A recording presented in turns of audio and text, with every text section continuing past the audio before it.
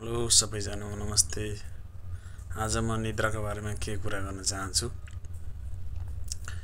निद्रा मानिसको लागि अति आवश्यक कुरा जस्तै हो। जस्तै बस्न, खान, लगाउन जस्तै कुराहरु मध्येमा निद्रा पनि अति आवश्यक हुन्छ। अहिले यो खास गरी दुनियाँमा धेरै कुराका रोगहरू अथवा डिप्रेसनका रोगहरू अथवा अन्य कुराहरू लागिरहेको छ। त्यसमा खास भनेको निद्राको कमीले गर्दा नै हो।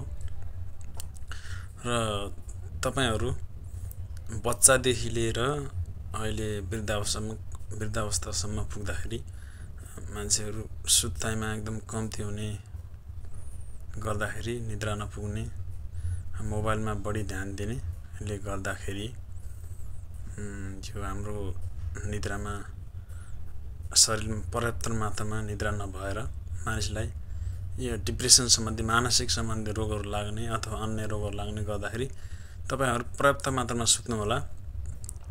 खास गरी बच्चालाई 9 देखि 10 घण्टा 12 घण्टा सुत्नु पर्ने हुन्छ भने 10 देखि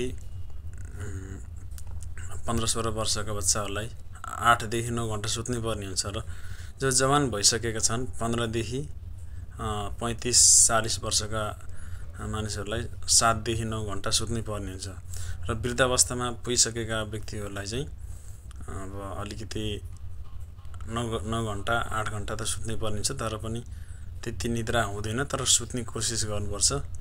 र तपाईहरुलाई कस्तो लाग्छ, निद्रा के आवश्यक चीज हो त भन्ने बारे चाहिँ तपाईहरुले कमेन्ट गर्नु होला।